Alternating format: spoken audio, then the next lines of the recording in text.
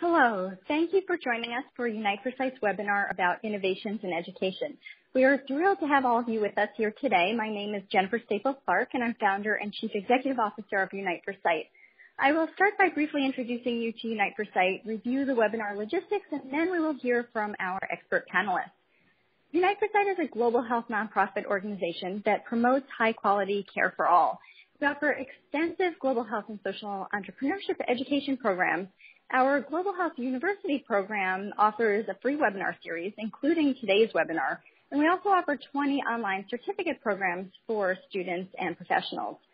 Many students receive academic credit for completion of the certificates, for example, and professionals often pursue the certificates for professional development purposes.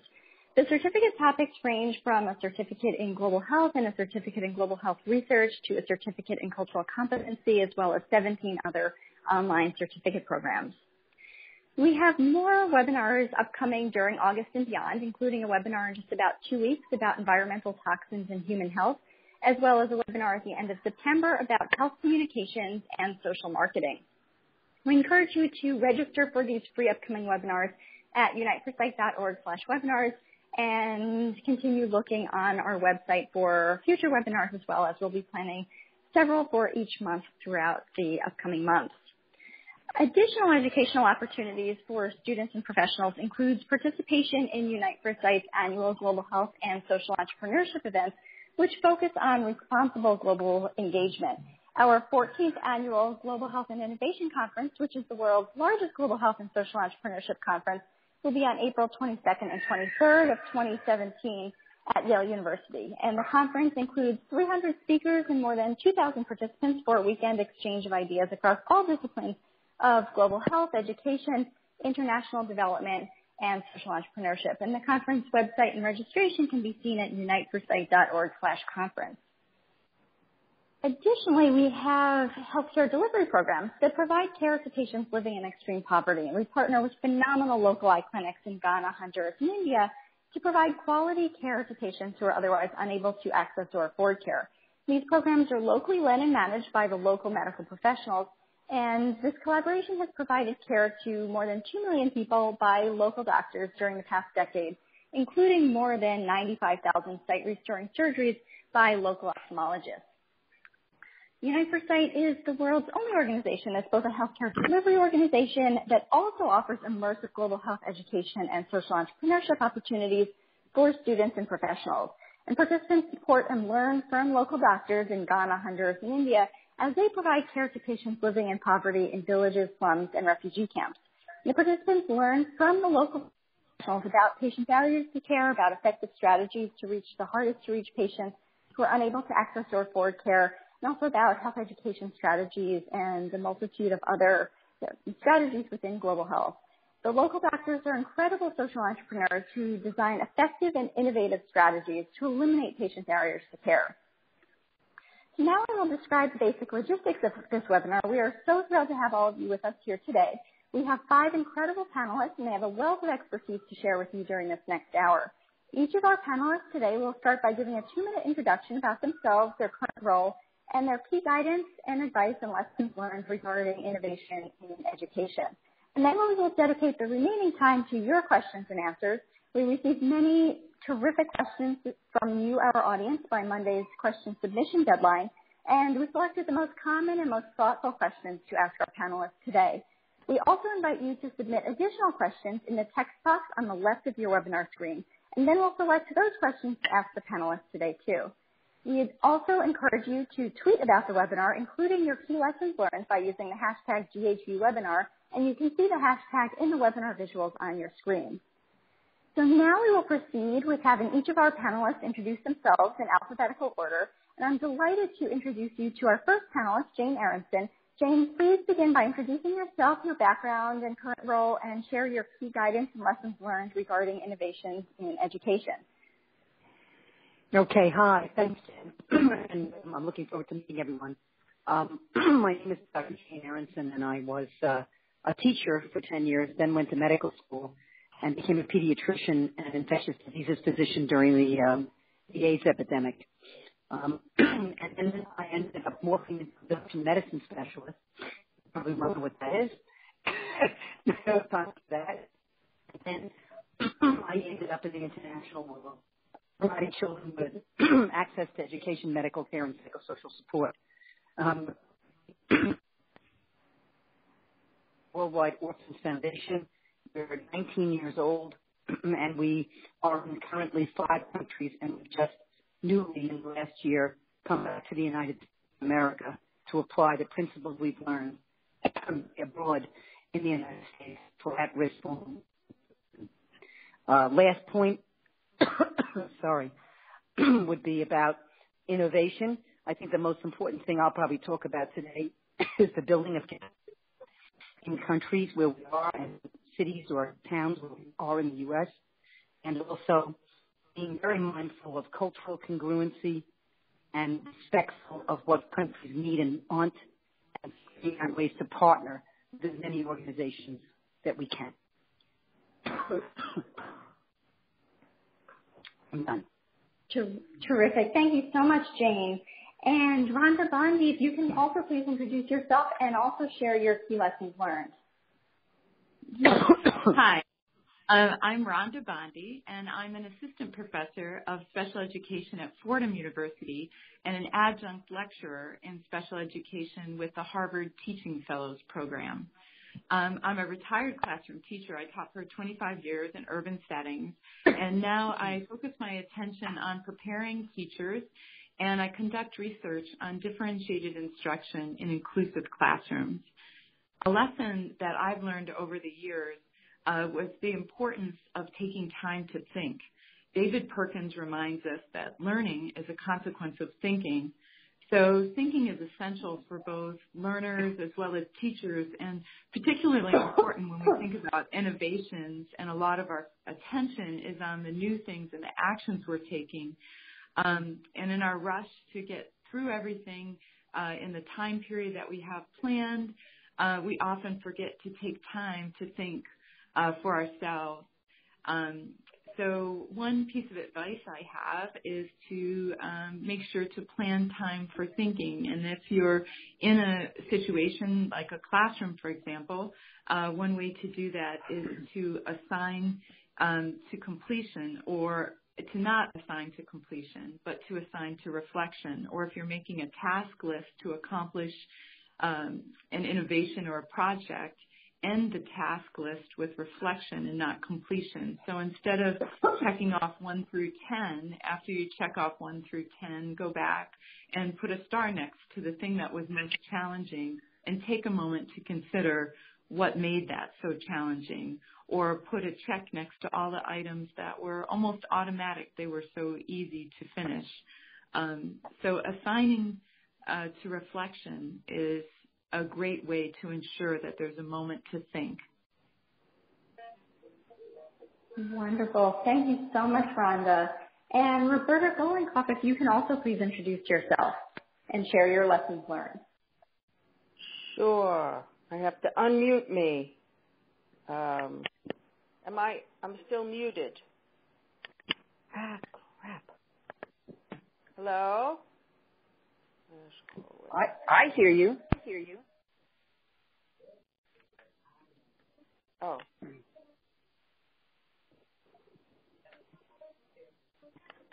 Can you hear me? Oh, Roberta, we can hear you. Can you hear me now? Yes, we can hear you, Roberta. Oh, sorry.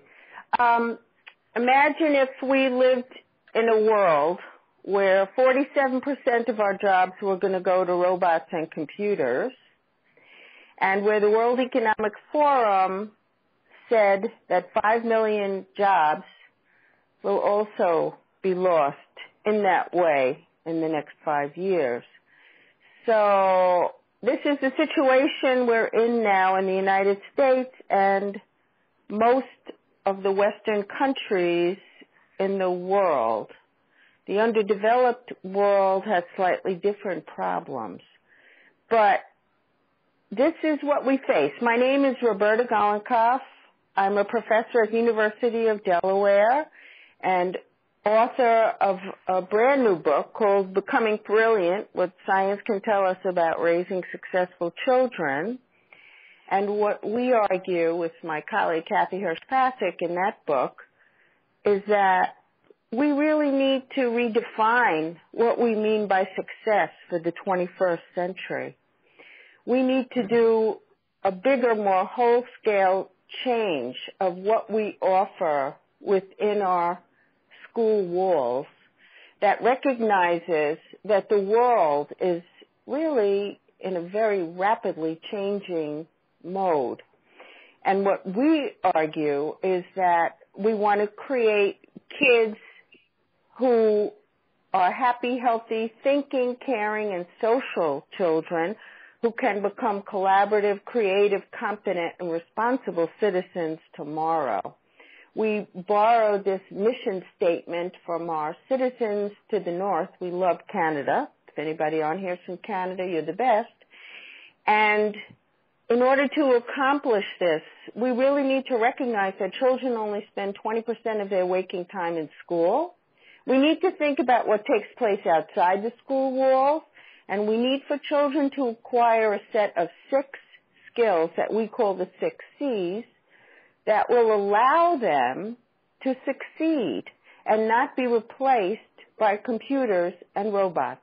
Because unfortunately what many of our schools are doing is teaching children ways to think that can be replaced by computers and robots.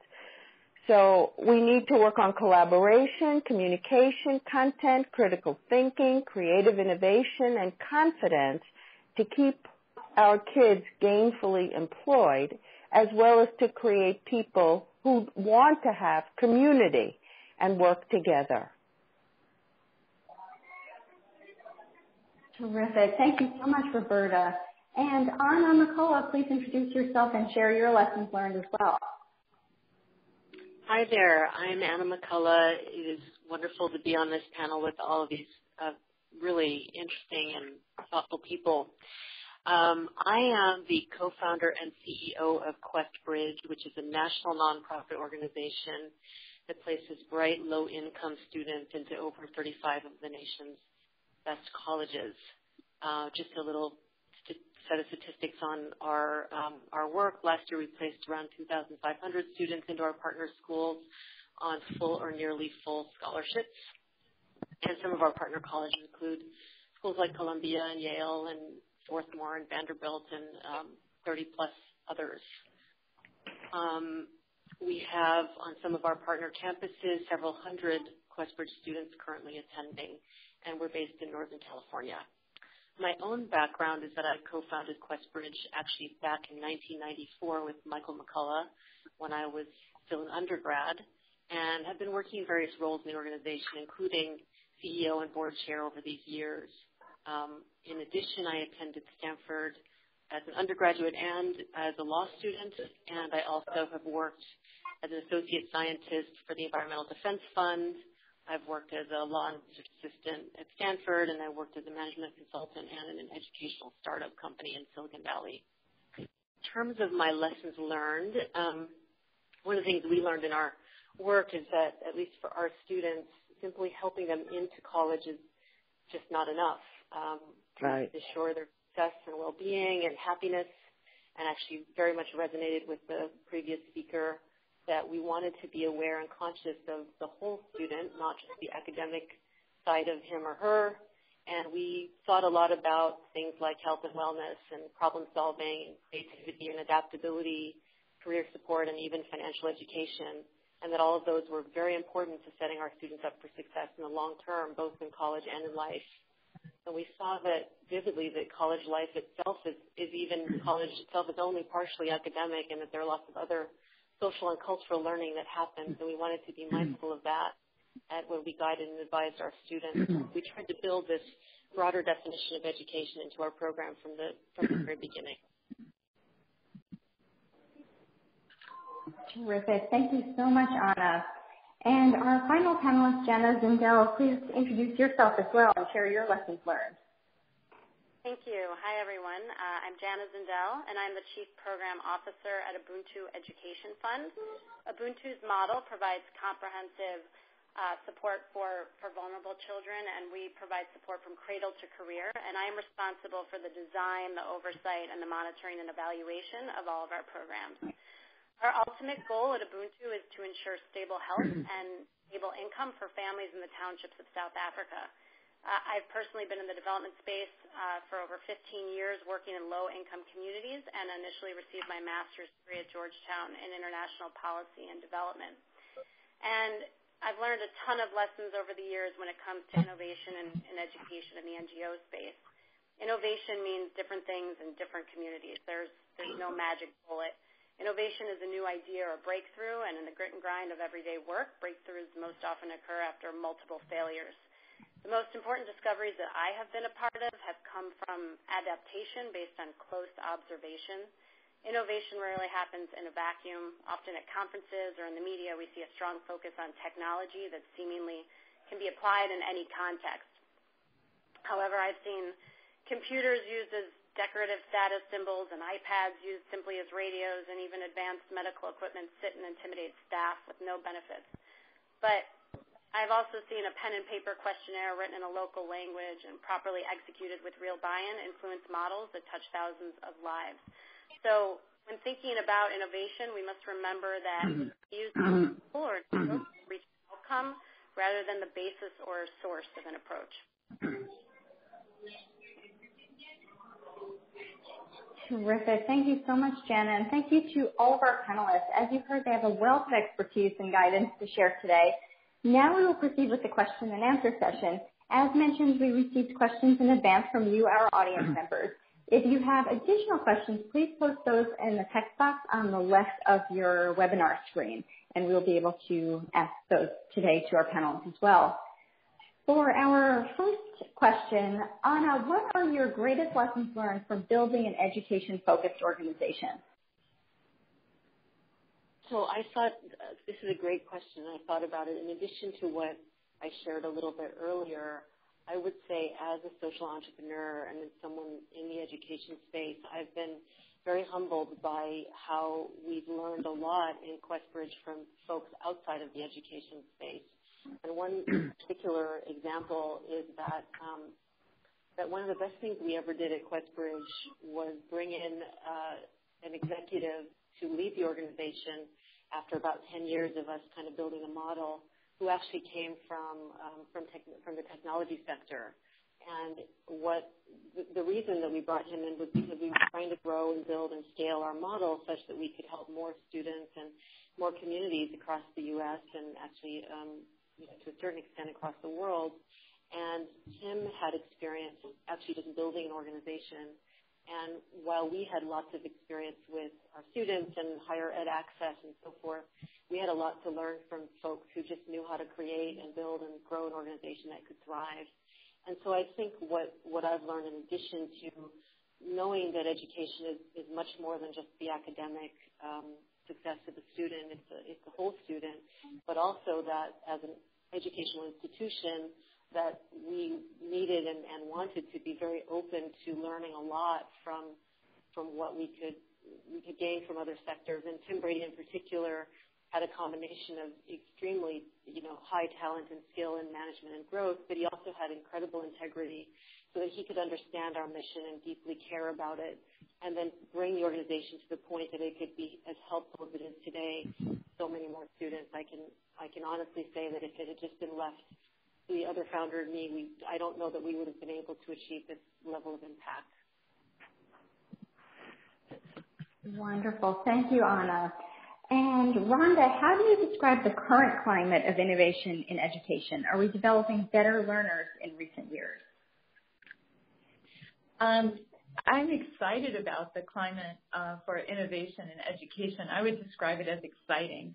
I think all the freely available tools that are out there now to support innovations and the ease of communication to share practices and ask for help make the possibility of an innovation really doable, really practical, and a way of just having innovation a regular part of our culture, but not something that we have to wait to experience. So I think it's very exciting because of the tools and the communication practices that are available. Some through lines I see in our climate today are focused on citizenship and our relationships of myself as an individual in the world, and any innovation, the way it impacts ourselves and our local community, but also realizing that everything we do has a much larger ripple effect, and noticing those and having those ripple effects be an important part of our goals and objectives and the ways we monitor how our innovations take place. So I think a through line of citizenship and relationships is happening today, along with reflecting this idea of lifelong learning and reflecting how careers are changing and new jobs are being created and people are learning and being required to unlearn and relearn, so that our innovations sort of capture the spirit of a lifelong pursuit of learning and not learning as an end, but really as a continuous means of growing. So I see some forces really impacting innovations as we've been talking about the integration of technology, the globalization, and what we know about durable learning. So, are these innovations making better learners? Well, I think you have to really define what you mean by better. But I would say that innovations in education in today's climate do focus on learner ability, collecting a range of evidence that this innovation has affected or impacted the ability of the people participating. Also agency, their confidence and autonomy to act with this innovation. So agency, so I call it all the A's, ability, agency.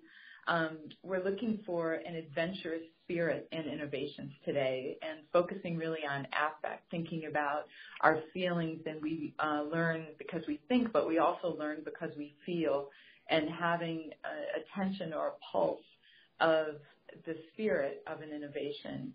Agility is another thing I think they're really fostering and learning now. How agile does this make our learners and able to relearn, unlearn, continue learning, build on learning? So how agile change their approach.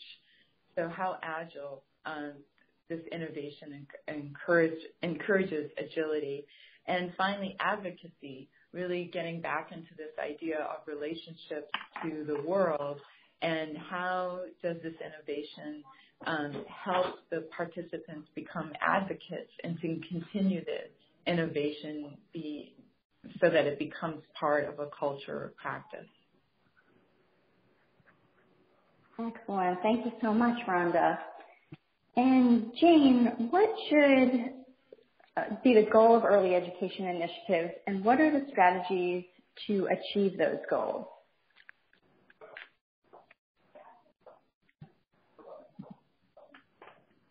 But what strikes me right now is that, can you hear me? Yes, we can hear you now. Yes.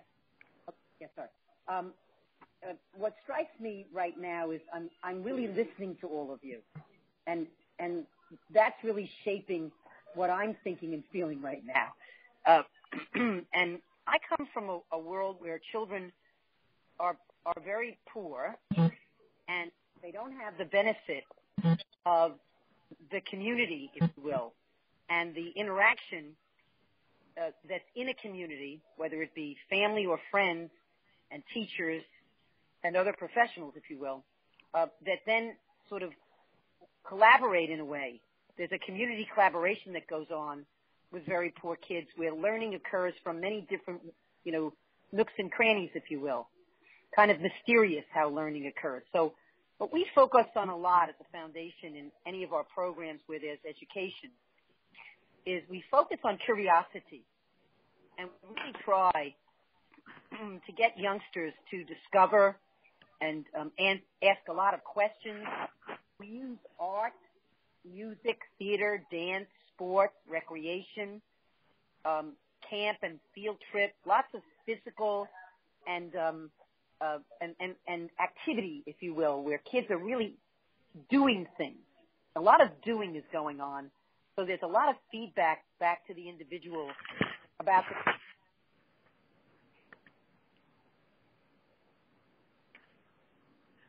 the...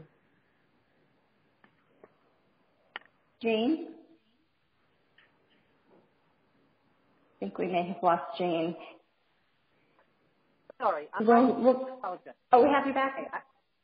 Yeah, you got me back. I don't know what happened. Maybe it dropped. But the two things I wanted to focus on to finish, and I don't want to keep anyone, but is the special education piece, and then for QuestBridge, particularly the discovery we have that we might get kids into college or better schools or in great learning environments, but if they don't understand connection and attachment, then what ends up happening is they can end up, living in a car and not getting their meals or getting connected with other students or attaching to one another and building the kinds of socialization that's so important.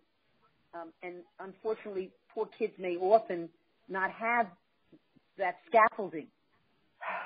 And so, we focus a lot on figuring out how kids learn, what they need to help them learn better, especially when there's really no learning specialist. That's a pretty big challenge. And so we use a lot of, really active ways in which to learn, and we encourage the love of learning and also emotional connection and attachment. Great. Excellent. Thank you so much, Jane. And do any of our other panelists have additional thoughts to share on that question? I think this is Roberta, if I might. Great. Go ahead, Roberta. It's been a pleasure listening to my comrades on this call whom I've never met because I am learning quite a bit. One thing I would say, I very much agree with Jane that we have a very serious problem in the United States and wherever there is poverty elsewhere. In the United States, 1 out of 4 kids is living in poverty. We have an achievement gap which has been stable for 25 years. We know what to do. So, Jane, I'd be happy to talk to you after because learning is not a mystery if you're a scientist like myself who works in the science of learning. It's all a mystery for us from the outside. Your pediatric practice would be a mystery to me as well. But we know quite a bit. We know that there are principles of learning that work for children around the world, and that is things that you talked about. For example, when children are active as opposed to passive, and by that I mean minds on, including using their bodies. So just poking at a screen on a computer that's touch screen is not what real learning is about. We know that learning works best when children are engaged as opposed to distracted, and there are many distractions in today's world with all the screens that we have. Not that I am a Luddite, but we are often offloading our child rearing to apps, and I fear it's only going to get worse. That's not how our kids are going to learn and learn to interact with others, to develop those attachments, to develop that communication, collaboration, creative innovation. It's not from working with machines. Children learn best when the learning is meaningful, when it links up to their own lives. And there are many ways in which we can instantiate that in the schools that we're not presently doing. It works best when it's socially interactive. It doesn't always have to be socially interactive, but children love to work together, and they learn a great deal when they work together, not just about the topic at hand, but in terms of how to interact with each other and negotiate. And, of course, we have the learning goals in mind for children, and that's essential to promote their learning. And there are many ways in which we could currently improve our schools to encourage the development of children along the lines of the 6 C's, which they need to flourish in today's world and especially in tomorrow's world. One last thing I would say, 65% of children entering primary school today will ultimately end up working in completely new job types that don't exist. So when Jane talks about agility, I could also say flexibility, adaptability. This is the kind of education we need to provide our children. It's not just about memorizing facts that you spit back on tests that have a single right answer. And now I'll get off my soapbox. Sorry. Well, I like your soapbox. It's very sweet. Terrific. Thank you so much. Oh, yes. Do we have someone else to contribute? That'll be great. This is Rhonda, and I was just going to mention I've been doing this research in Brazil with pre-K children, and one of the keys that we've found, we were interested in eliminating the literacy gap that is present in first grade after children participate in preschool in a school where some students speak Portuguese and some students are bilingual. And the single language learners, we wanted their literacy achievement scores based on just standardized achievement to catch up, to not have this persistent gap, because once they have it in pre-K, what we found is the students, that gap continued in elementary school and then in high school and seemed to be impervious to instruction. So one strategy that we've found that seems to be very beneficial, that might be easy for some of us listening to this webinar to implement, is simply we have the students look at pictures of themselves learning once a week, say Fridays. So they look at pictures from during the week and they choose one task that was their favorite. What did you do that you really liked? Why did you like it? And why do you think the teacher asked you to do that task? Are the three questions. What did you like? Why did you like it? And why do you think the teacher asked you to do that task? And that reflection on learning, first they just dictate it to the teacher, and then eventually they do a written journal. But with technology, you can do all kinds of things with the pictures and recording themselves, just answering those three reflective questions on a regular basis. But we were able to share those with parents and with teachers and with the children themselves, that they start to come to understand themselves as learners and develop that agency we're looking at. And knowing themselves helps them to ask questions, to recognize the kinds of activities they're drawn to, maybe the things that are challenging for them. And I love that. The result of it has been that we've seen a statistically significant reduction in the gap of achievement between the learners. Particularly, it seems to be helpful for boys and children with learning differences.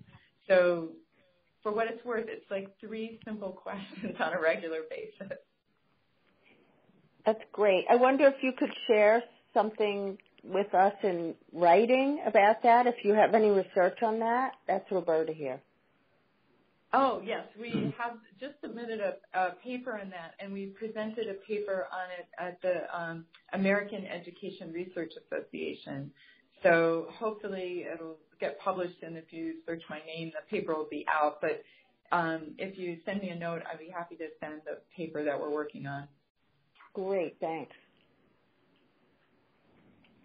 Marvelous. Such a wonderful conversation. Thank you so much to all of our panelists who contributed on that question. And a question also for you, Roberta. What are some failures that have been seen in education, and how could those failures have been avoided?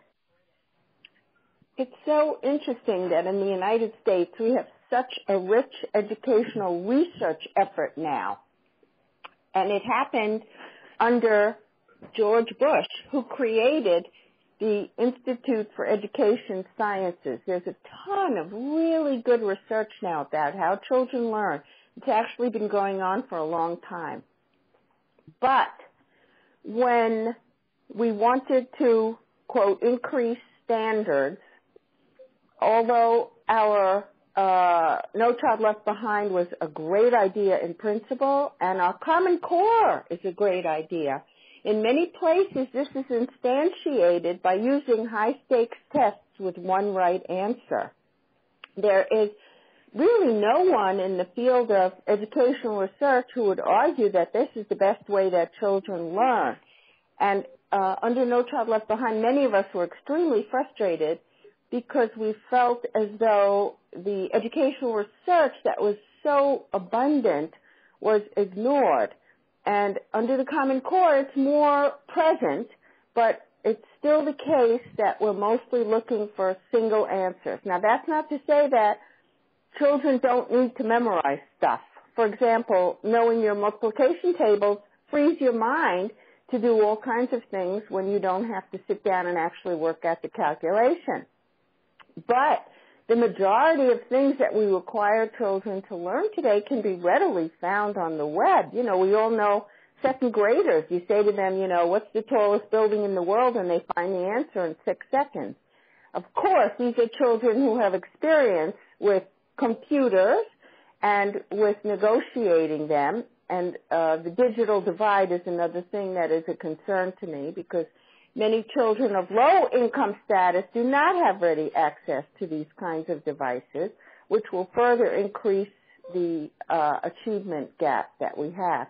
So I have to say that it feels like we could do better if we used what we know about learning to increase the activity, the engagement, the meaningfulness, and the social interaction that could take place in the classroom. And again, I emphasize children only spend 20% of their waking time in school. The other 80%, people who care about kids, like parents, caretakers, caregivers, teachers, can offer children those opportunities that they may not be able to get in school to develop their creative innovation, to develop their collaboration and the interests that they have that they can't always pursue in a school context. So I wish that there were more people who are interested in making changes based on what we know about the research. For example, the research that Rhonda just described is very exciting to me, and we review a ton of research in Becoming Brilliant, but in a way that's very accessible for people and suggests ways that they can incorporate these things into their classrooms as well as into their home lives. Terrific. Thank you so much, Roberta. And Jane, do you have additional thoughts on this question regarding failures that you've seen in education and how those failures could have been avoided? Well, actually, I love that question. First of all, Jana, I wanted to say hi. Jana and I know each other. Hi. Hi, how are you? Good, thanks. So I don't see failure actually as a something I like to. I don't see it as a bad thing. So, in fact, I guess Bill Gates' that famous line that you really don't learn from success. And so I like to. Oh, she's gone again. No, I'm not gone. I'm right here. Oh, good. I'm right here. Okay. Good. Okay. So, did everyone hear me? I feel like I'm not discouraged by failures. I like them, but basically, I probably don't judge myself as harshly or ourselves as harshly. And I think the piece I would like to just talk about for a minute is that we have actually sort of moved through lots of different ways in which to do education, and now we're focused on what's called elements of play. We've fine-tuned our expertise in the area of play for both children and adults. And that's our trademark program now in all our countries, and including in the U.S. We'll be scaling this program in libraries and schools and hospitals and shelters and other social settings like that might even involve foster care and birth families meeting. And we have a curated toy library with 120 toys, which we can, sort of rotate in a million different ways with objectives and goals that come with the play through that toy for both, again, adults and children. And we bring in adults and we train them on play through early childhood development principles. These are usually individuals who are not particularly educated. We're not looking for people with graduate degrees or undergraduate degrees or high school degrees for that matter. We're looking for community people who we can help to understand how children think and feel. Our training manual, which is 60 hours in total, includes a lot of aspects of children's development, but more pointedly looking at the consciousness of children and how children think and feel. So I wanted to make sure I represented some of the things we're concentrating on to help children enjoy learning and thereby have better mental health. We focus a lot on trauma and toxic stress at the foundation. We're devotees, if you will, of the ACEs, the adverse childhood experiences. Yeah. From the 90s. So we have a hugely traumatized population, which includes traumatized adults and children. And so we focus a lot on that, and also with the thought of decreasing abuse, maltreatment, and violence in the community through play. That's wonderful. I just love hearing all the descriptions of what people are doing. And one of the things that we don't have enough of in school is free play and what we call guided play to help children learn. Yeah. Excellent. Thank you so much for all of your contributions on that, both Roberta and Jane. And a question for Jenna: how should educational outcomes be measured? In the broader sense, in my world, I feel like I'm at the center of never-ending chatter around the topic of measuring outcomes. I'm in hotel boardrooms and on boats and in cars. It's like my green eggs and ham. And it is an important discussion, but I think the sector is looking for a single guiding answer instead of discussing the wider principles that can guide context-specific design. So if we're looking at the fundamentals, to think about why you're measuring these outcomes in the first place is important. Do these outcomes benefit the children, or do they benefit your director of fundraising? That's the context that I'm looking at. So, you have to look at what is the specific educational goal within the program, what's the baseline in your context, what's realistic, what's the demographic, what's your philosophy for that demographic. And based on the context of the country or the community, what's the most valuable outcome for the children? For example, educational outcomes for an early childhood program will differ dramatically based on the philosophy of the program that's being implemented in that particular community. Just to echo what Jane said, there's a synergy between the population that she works with and Ubuntu works with, and we have a play-based model. So our outcomes are focused on social and emotional development indicators more than anything else, but if someone else's philosophy is a structured model that might claim to focus on kindergarten readiness, the outcomes would be specific to academic standards based on the Department of Education requirements. So you have to look at everything that goes into it. And from what we've learned, there's no one-size-fits-all to measuring educational outcomes. You need to be creative and thoughtful when coming up with what's best for your context that you're working in. Outcomes are about long-term thinking, and it's about the result of the output, that transformative experience that occurred from the goals that you set. They can't be defined without thinking through what's possible in regard to monitoring and evaluation. And we've also learned, whatever we're measuring, you need to think through that comprehensive system of monitoring and evaluation from the beginning, because your data needs to be valid and reliable. So everything from collecting to storing to analyzing, reporting on that data to ensure that whatever those educational outcomes are valid. Yeah, I'm going to just comment, Jenna, that was really well articulated, and particularly the area of creating logic models and being quite open to the ways in which kids are learning and what they come from, and figuring really ways in which you can measure things that are measurable about them specifically. To be as specific as you can is really the best, and changing up the context is so important, and not being rigid. It's very important. And there's nothing wrong with measurement. No one's complaining about measurement per se. It's rather how it's done. So I agree. We spend a lot of time with metrics and M&E, and we've got some lovely data to show kids improving in their development, and adults, really getting really smart about understanding children.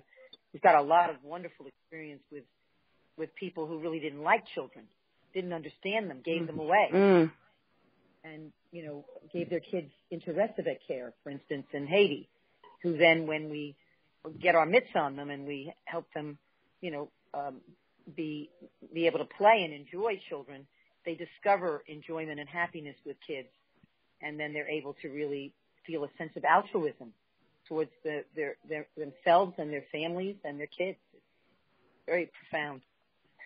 Very profound. I agree. Excellent. Thank you, Joel, for your terrific thoughts. And Jen, what do you think are the best ways to balance innovation with outcome measurements? Yeah, that's a good question. Specifically at Ubuntu, we are very conscious to pair programmatic innovations with monitoring and evaluation innovations. So you have to be innovative with it all. We don't see innovation as the design of an intervention that can't be measured. When we plan or launch a new initiative, we remain highly focused on the goal, the outcome of that intervention. So we don't let the innovation drive us. If we were to do that, we would just be innovating for innovation's sake. Right. However, if you're truly innovating towards a goal that benefits a child or a family, there's always a way to measure it. So, start with the baseline before the innovation was integrated, measure towards that goal. It doesn't mean that the outcome will immediately be able to be quantified or reported to your biggest funder, but on the ground, your team will know that they're making a difference or have a chance to assess what's going wrong, and that's what's most important, right? We talked earlier about failures, and like Jane said, I'm not discouraged by failures. That's how we learn at Ubuntu. That's how we've learned, and we're dynamic, and we constantly evolve based on where we, quote-unquote, fail. So my advice is to set goals based on why you are innovating, not what the innovation is. Often innovative technology or ideas that are integrated into programs because they seem cool and new. The organization doesn't know exactly what the purpose of the innovation is, but it's sexy and it must be helping. They're focused on what the thing is, not why they're using it. So for us, the rule for balancing innovation with outcome measurements has to be to ask why first. An example of this is iPads. They're not good or bad, but we've been talking about technology here. But years ago, they were the newest, coolest innovation, and we needed to use iPads in the classroom, and donors loved it. But hours with an iPad is not a good indicator of educational progress. Right. Improved comprehension based on an interactive app may be, but it needs to be understood and utilized correctly. Outcomes answer questions beginning with why, not what. Innovation is helpful when it's driven by necessity based on a clear goal. True innovation can be measured against progress towards that clear goal. Jenny, you just mentioned that iPad thing. You guys, you know that what Sal Khan did?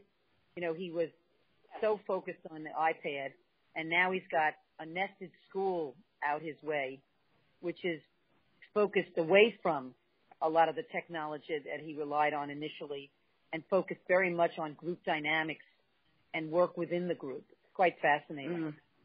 Oh, wow. So there are fads in education that come and go. And this is unfortunate again. This is Roberta saying again that there's actually research that we can rely on. That I love the last speaker's comments about we don't just want to innovate for innovation's sake. We want to know what it is we're after and about. And because there hasn't been enough of that kind of thinking, it is the case that education is often associated with fads. For example, when computers first came in, there were many very insulting comments that were written saying, oh, now we can do away with the teacher because we've got computers. And that was so untrue and so awful because you can never replace the human touch and getting an explanation that suits the problem you're experiencing. It's the same thing now with iPads, and the iPads are only as good as the programs that are on them. And we say that we're in the first wave of development where things that were available, like puzzles and books, just get translated willy-nilly onto the iPad. But we have research that shows that this is not how children learn best. Young children learn best, and older children too, when they're interacting with adults around material, because adults are sensitive to what they understand and what they don't understand and can fill in the gaps. No program can do that. So to fill a room with tablets when the software isn't yet in the second wave that can be responsive, more responsive to children, and can actually teach them things that they might not get otherwise and can be socially interactive, et cetera, et cetera. It's just not there yet. So it's very similar to what happened when computers first entered classrooms. And then they got shunted to the side.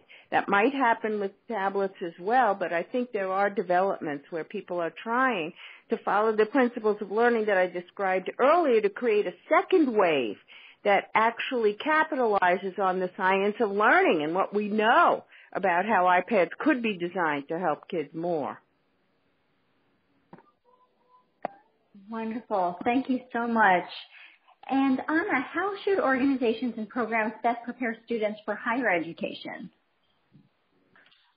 Okay, I have a two-part answer. And the first one, since, we work with low-income, primarily first-generation students, one of the things I do is I encourage them to realize that they're not alone. Somebody made a comment earlier about attachment and about community, and I think we're lucky in our organization to have a number of older students who are willing and happy and, in fact, very generous with their time, wanting to be mentors and role models for our younger students. So that's one thing, is to sort of encourage them to know that they can reach out and ask for help and look for resources beyond sort of their immediate circle to help them navigate the environment and the new sort of world that they're in. Because as I said earlier, it's not just an academic transition, it's cultural and social as well for them.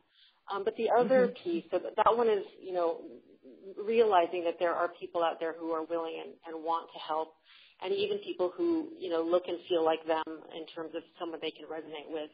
But in addition to that, I also talk to them a lot about their agency. This idea of agency is really strong with us as well, because for us, we see that our students are particularly impressive in terms of their choices and what they were able to do and the choices that they made, even just on their own, to be able to succeed to the degree that they already have by the time they apply to college.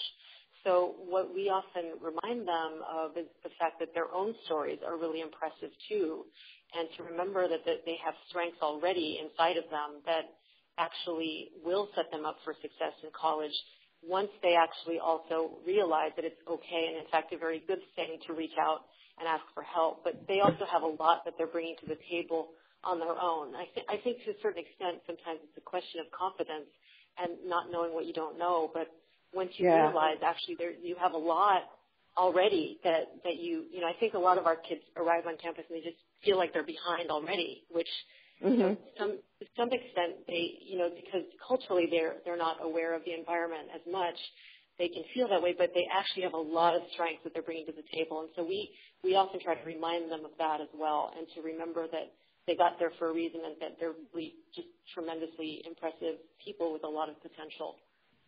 So the kind of remembering your own abilities, your own strengths, and your ability to make choices that are self-promoting, that actually will set them up for success, and that they already have a lot of those skills, plus reaching out and remembering that there are other people out there who want to help them. The combination of that tends to work pretty well. The students are lucky to get involved with your organization. Well, thank you. For us, they're sort of like our heroes. They're really amazing. Yeah. We're learning a lot from them every day. Thank you, Anna. And also, Anna, many leading universities throughout the world are working to reach talented students in developing countries. What can they do better to reach those students who may not otherwise have access to higher education? Yeah, I spent a lot of time thinking about this.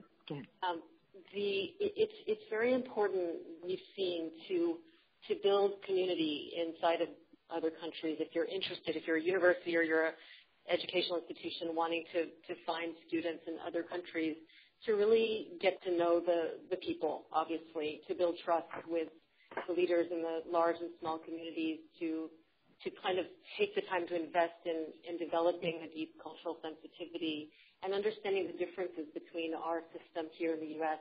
and the education system there, so that there can be a translation process. I think there are thousands and thousands of brilliant students across the world that sometimes if they apply to, let's say, a U.S. school, not necessarily knowing the process, then their strengths can be missed by the kind of typical admissions process here in the U.S. So investing some time in being able to translate the differences between the countries, I think is really worthwhile.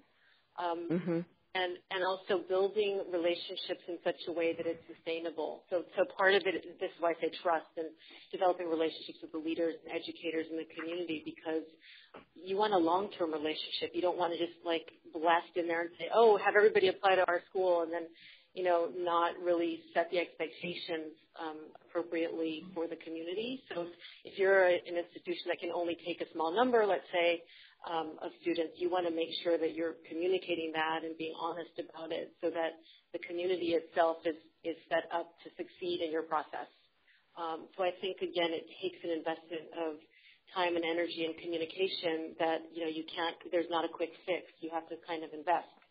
But once you do, I think there's a lot of potential for wonderful cross-cultural education in both directions. But again, I think it takes building trust, building community, and having a long-term perspective. Terrific. Thank you so much, Anna. And Jana, what are some innovative initiatives developed in South Africa by Ubuntu Education Fund which may translate to other locations? At Ubuntu, our theory of change, I mentioned it before, I think, it's driven by an unwavering belief in local capacity building. So experience has shown us that those who are closest to the problems are best suited to design. So I'm finishing the call, and then I have. We value cultural competency and local knowledge above any degree of experience, but also we believe that they don't have to be mutually exclusive. The only caveat is that we must take a long-term view on change instead of prioritizing speed, which happens too often. So in our early childhood program, we've blended an international best practice with local knowledge and local best practice. And this is the innovation. We bring in experts in the field of early childhood as coaches and mentors to work closely with our local team on the ground, and our local educators have been able to adapt international best practice and codify our model in a way that works in our community and context. And this is an ongoing learning process, and we continue to use this innovation to refine our hybrid approach. And another example of this that speaks to a lot of what everybody else has talked about is our individualized education plan. This model works to ensure that we provide appropriate pathways for students and strongly focuses on career and employment opportunities. So Ubuntu's model is comprehensive and prioritizes depth over breadth, and this model allows us to look at the child holistically using a series of indicators that include the home environment, behavioral health issues, and assessments that include looking at the child's aptitude, their potential, their grade level literacy and numeracy to truly understand how we can help them going forward. At Ubuntu, we've learned, just like echoing what other people have said, we've learned that you cannot look at a child's educational results or plan outcomes without understanding the whole child, their world, their curricular activities, and where they go home to every night. So our innovation is simple. Develop educational outcomes as you would for your own child. Understand their needs, assist them physically, socially, and emotionally, and figure out what the best pathway is for them. But it takes time, just on what Anna said, it takes time. Dedication from local people requires local knowledge. You have to be in it for the long haul. A child's life is not transformed in a grant cycle. Right. Wonderful. Thank you so much. This brings us to the conclusion of this webinar. This has been such a fantastic conversation among all of our panelists and so much to digest and consider. Thank you so much to all. I would hope you could share everybody's email with us because they're all terrific. Yes, what a great group. Thank you so much. Thank you. Thanks, everybody. Thank you all. Bye. Take care.